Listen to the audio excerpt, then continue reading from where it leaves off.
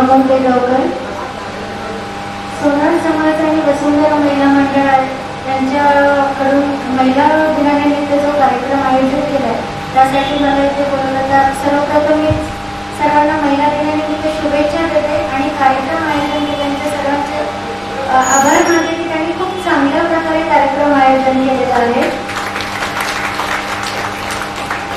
मी एक स्त्रीरोग तज्ञ आहे. माझे MBBS MS झालेलं आहे. आसरा चौकात महिला हॉस्पिटल आहे आणि महिला हॉस्पिटलमध्ये डॉक्टर पण महिला आहे आणि चालवणाऱ्या सगळं सिस्टर आणि मावशा पण महिलाच आहे.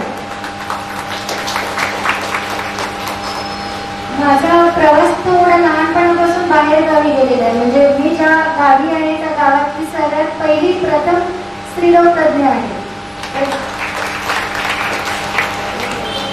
सुरुवातीला वडिलांचे ध्येय होतं, तुला जर 4 लोकांनी तुझं जर ऐकावं असं वाटत असेल तर तू ती लेवल अचीव केली पाहिजे. तुझ्या आयुष्यात ती पातळी तू गाठली पाहिजे, उंच त्या शिखरावर केली पाहिजे जेणेकरून तुझे 4 लोक ऐकतील. कारण लहानपणापासून मला असं वाटत की त्यांनी माझं ऐकायला पाहिजे. सहजासहजी तुमचं कुणीच ऐकत नाही. ज्यावेळेस तुमच्या हातात ती ज्ञानाची शिदोरी असेल किंवा विचारांचा तेवढा प्रभुत्व असेल तुमच्या याच्यात, तुमच्याकडे येणारे किंवा तुमचे ऐकणारे तुमच्या प्रभाव, अभाव आणि भाव या 3 प्रकारे तुमच्याकडे येतात. त्यापैकी तुमच्याकडे काही ना काहीतरी पाहिजे तरच तुमचं कुणी ना कुणी ऐकतं. त्याच्यामुळे मी काही स्त्रीरोग तज्ञ म्हणून मी जे स्त्रीच्या मनासोबत स्त्रीच्या शरीराचा जो अभ्यास केलाय त्यावर तुम्हाला सर्वांना एक सांगावंसं वाटतं की सुरुवातीला जेव्हा मुलगी जन्माला येते त्यापासून काही दिवसानंतर तिची मासिक पाळी चालू होते. त्याच्यामध्ये भरपूर शरीरात आणि मनाचे शरीरातून अंडाशयामधून निघणारे जे स्त्राव आहेत त्यापासून भरपूर तिच्यात बदल होतात. ते बदल जसे चालू झाले त्याच्यावर तिच्यावर भरपूर गोष्टी लागल्या जातात. कृपया नका लागू, कारण खूप त्रास होतो याच्याकडे. आता तुझं वय झालेलं आहे, तुझं पाळी चालू झालेली आहे, हे करू नको ते करू नको, या पुरुषाला बोलू नको, किंवा शाळेत जाताना आपण प्रत्येक गोष्टी तिच्यावर खूप सारी नियमावली थोपवली जाते. तर ती त्याच्यात तसं ऐकणार नाही. तुमचं नियम लावा, नक्की लावा. तुम्ही आई आहे, तुम्ही तिची मैत्रीण बना, सखी बना, पण नियम लावताना थोडंसं प्रेमाने हे करा, नाहीतर ती मुलगी तुमची कधीच ऐकणार नाही. माझ्याकडे भरपूर सध्याच्या याच्यात वाढलेलं प्रमाण आहे. गर्भवती महिला, गर्भवती स्त्रिया झालेल्या आहे, प्रेग्नन्सी त्यांची नाही का पॉझिटिव्ह येत आहे, ज्यांचं लग्न झालेलं नाही आणि न लग्न झालेल्या मुली पण प्रेग्नेंट आहेत, गर्भवती आहे, त्यांची संख्या दिवसेंदिवस खूप वाढत चाललेली आहे. हे का वाढती आहे? कारण आपल्या घरात प्रेम नाही मिळालं तर ते प्रेम बाहेर नक्की शोधणार नाही. त्यामुळे घरात प्रेम आपल्याला देणं आपल्या हातात आहे. प्रेमाने 4 शब्द बोलणं, प्रेमाने ती गोष्ट समजून सांगणं ते आपल्या हातात आहे. कारण मला आता पहिले तरी ज्या एकूण मुली ज्या होत्या 18, 19, 20, 25च्या काळापर्यंत 30-35 ते प्रॉपर त्यांच्यामध्ये पूर्णपणे मॅच्युरिटी आली असते. पण सध्याच्या याच्यात पाळी येऊन 12 वर्ष झालेले, म्हणजे 12 वर्षाची जी मुलगी आहे पाळी येऊन नुकतीच तिची पाळी चालू झालेली आहे. काही वेळात आईला तिच्या शंका येते की माझी मुलगी कुठे गर्भवती तर नाही ना. ती शंकाच आपल्याला किती त्रासदायक आहे. तर मला स्वतःलाही त्रास आहे. माझ्याकडे दररोज अशा केसेस येतात तरी पण मला ते त्रासदायक वाटत होतं ऐकायला की जेव्हा आई म्हणते की नाही तिचं सगळं चेक करा, ती गर्भवती तर नाही ना. 12 वर्षाच्या मुलीवर म्हणजे विचार करा तिच्यावर काय त्रास झालेला असेल. त्या मुलीला त्याच्यातलं काहीही ज्ञान नाही आहे, काही माहिती नाही आहे.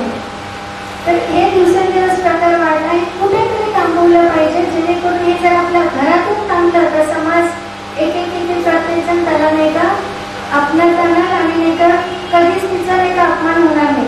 कारण जर 12 वर्षाची 14 वर्षाच्या मुली जर अशासोबत जर असं काही घडू शकते तर मग 18-19 वर्षाच्या मुलीसोबत तर साहजिक होणार. कारण निसर्गाच्या नुसार तिच्यात जे बदल होतात त्याला कुणी ना कुणी बळी पडतं. तर ते कुणाला बळी पडू न देणं आपल्या हातात आहे आणि त्याच्यासाठी काय नियमावली लावायची आहे ते पण आपल्या घरात आहे. पण नियम लावताना तिच्यावर ते लादू नका. जर तुम्ही लादले नियम ती नक्की चुकीच्या मार्गावर जाणार. नियम नका लावू. कायद्याने जरी कदाचित तुमच्या बाहेरची शेजारची कुठे दुसरे तुमच्या सहवासामध्ये तुम्ही जर लग्नाच्या आधीचा गर्भवती बनली मुलगी तिच्यासोबत काहीतरी वाढीत टाकण्यासारखं असं बिहेव पण नका करू. तिला समजून घ्या, तिला डॉक्टरकडे न्या त्याचा योग्य वेळात योग्य उपचार केला तर तिच्या शरीरावर त्याचा दुष्परिणाम होणार नाही. कायद्याच्या नियमानुसार जर पाळी चुकून काही दिवस झाले, म्हणजे पहिले 10 दिवस 15 दिवस झालेले आहे, पहिले 3 महिने झालेले आहे, 4 महिने झालेले आहे, अगदी 6 महिन्यापर्यंत गर्भपात करायसाठी परवानगी आहे. पण प्रत्येकाचे नियम वेगवेगळे आहेत, त्याचा कायदा लागू होतो. पण जर लगेचच्या लगेच समजलं तर तिच्या शरीरावर त्याची हानी होणार नाही आणि त्या मानसिक शारीरिक आणि त्याच्यातून ती पटकन बाहेर येईल. त्यासाठी स्त्रीला मदत केली तरच बाहेर येईल. पुरुष मदत नाही करू शकत. जो काही तिच्यासोबत शारीरिक संबंध ज्या पुरुषानेच ठेवलेला आहे ते प्रत्येक वेळेस मी अनुभवलं तो पुरुष नेहमी बाजूला जातो, कधी सोबत राहत नाही. त्याच्यात काही अपवाद आहेत त्याच्यात, पण मेजॉरिटी असंच होतं. त्याच्यामुळे तुम्ही तिला जर योग्य वेळात नेलं, 1.25 महिन्यामध्ये ते गर्भपात डोळ्यावरही होतो, तो त्याच्यावर होऊन तिला पुढच्या भविष्यासाठी उज्ज्वल भविष्य ती तिचं घडवू शकते. त्यामुळे नाही का मदत कोण करणार आहे? आपणच करणार आहे.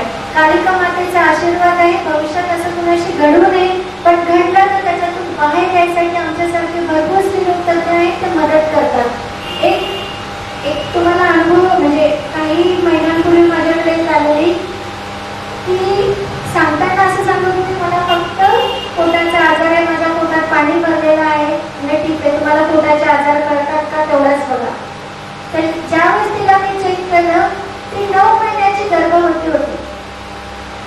आता 9 महिन्याची गर्भवती आपल्या घरात कुणी जर मुलगी बनते तर आई, बहीण, आपल्या मावशी, आजी, कुठे सगळ्यांचं लक्ष.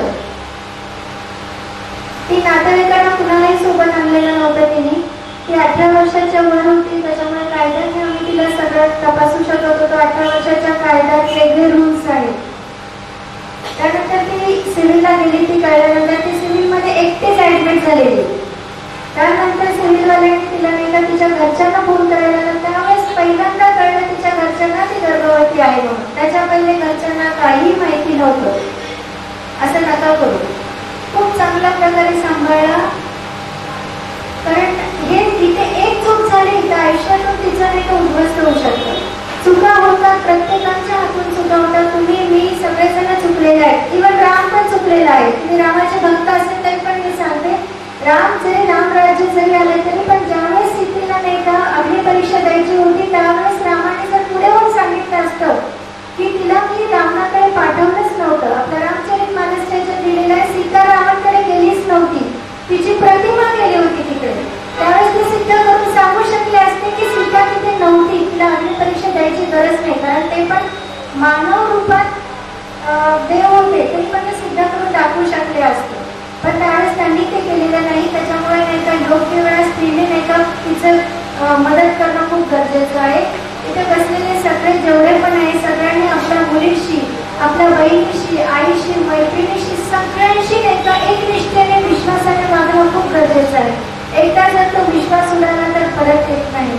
हा जो झाला दुसरा टप्पा. लग्नानंतरच्या अजून अशा बरेच आता दिवसेंदिवस माझ्याकडे प्रमाण त्याचा वाढत चाललेला आहे.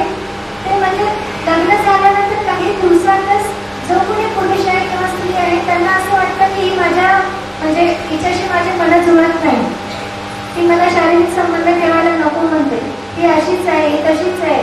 पण मला सांगा, जर तुला घालून काढून बोललं प्रत्येक वेळेस, तू स्वयंपाक चांगला बनवत नाही किंवा तू टिकलीच लावत नाही, तू मंगळसूत्रच नीट घालत नाही, तुझ्या घरचे संस्कारच चांगले नाही आहे, तुझ्या आई वडिलांनी हे शिकवलं का, जर अशीच जर पुनरावृत्ती होत गेली तर स्त्री तुमच्याकडे कधीच मनाने येणार नाही. तुम्ही शारीरिक संबंध नावाला ठेवले तरी पण ती पूर्णपणे तुमची कधीच होऊ शकणार नाही. तुमची जर ती व्हावी वाटत असेल तर तिला नाही का मनापासून तरी तिचं मन जिंका ना. मन जिंकलं तरच तुमच्या शरीरावर नाही का तिचा हक्क राहणार.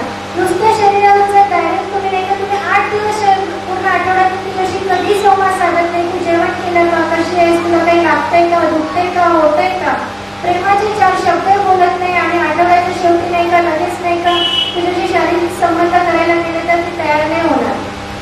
त्यामुळे नाही का त्यासाठी नाही का सगळ्या पुरुषांना इथे बसलेल्या त्यांना पण आहे, आपल्या मित्रांना, जवळच्या नातेवाईकांना सगळ्यांना सांगा, पहिले तुमच्या मनातला तिच्याविषयी जो असलेला आहे राग, द्वेष, भावना, संशय, सोलापूरमध्ये माझ्याकडे अशा भरपूर पेशंट असे येतात ज्याच्यावर पुरुषांचा भरपूर बायकांना संशय आहे, ती तिकडेच का गेली, त्याच्याशीच का बोलली,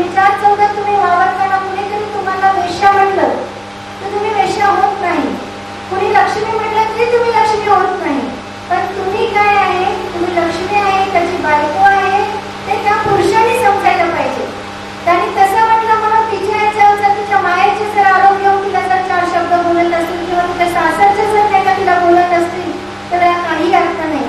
अशा वेळेस नाही का खरा पाठिंबा नाही का तिच्या माहेरच्याने तिला द्यावं, माझी मुलगी योग्य आहे.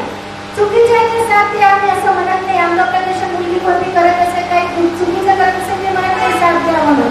पण ज्यावेळेस नाही का त्या घरात नाही का सांसारिक अशा गोष्टी चालू राहतात, तिच्या पाय मागे खेचल्या जाते, तुमची मुलगी सुशिक्षित आहे, समजदार आहे, तिच्या समाजात एक स्थान तिचं अस्तित्व आहे, अशा वेळेसही तिला त्याच्या तिच्यावर नजर ठेवण्यासाठी 4 माणसे ठेवलेले आहेत, घरात CCTV कॅमेरे ठेवलेले आहेत. तुला तुझी गाडी इथे सोडली तिथे सोडली, तू त्याच्यासोबत बोलली का याच्यासोबत बोलली का, यांनी असं म्हटलं तर तुला ओळखतोच बा.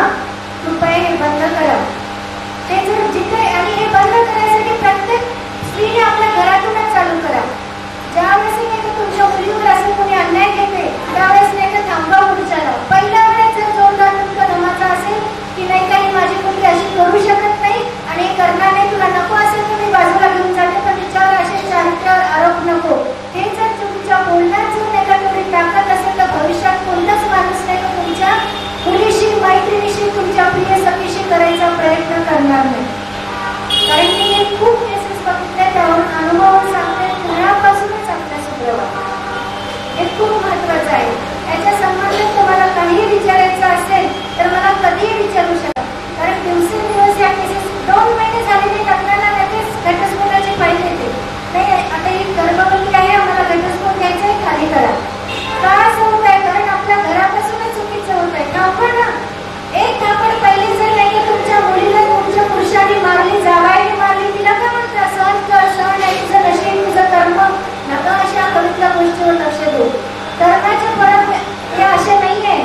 तुम्हाला जर पहिल्या वेळी तुमच्या जावाईने तुमच्या पोरीला जर मारलं असेल त्याच वेळेस नाही का जसं लग्नाच्या आधी जर कोणत्या माणसाने तुमच्या पोरीला मारलं असतं तर तुम्ही त्याला थोबाडे दिली असती. पण लग्नानंतर का देत नाही तिचा भाऊ किंवा तिचा नवरा? द्या ना. पहिल्याच वेळेस सांगितल्यानंतर तो कधीच आयुष्यात प्रयत्न करणार नाही, जाळून टाकणार नाही. जळलेल्या केसेस अत्याचार अन्याय आणि या सगळ्या गोष्टी ज्या आहेत पूर्ण थांबतील. पण सुरुवात करायची कुणाची? कुणाला? आपल्यालाच. कालिका माता सगळ्यांमध्ये आहे की योग्य वेळात योग्य ठिकाणी जागे करा, म्हणजे खरेखूर नाही का आपण कालिका मातेमध्ये महिला दिन साजरा केलाय असं होईल. मला इथे बोलायसाठी 2 शब्द दिले त्यासाठी मी सगळ्यांचे आभार मानते.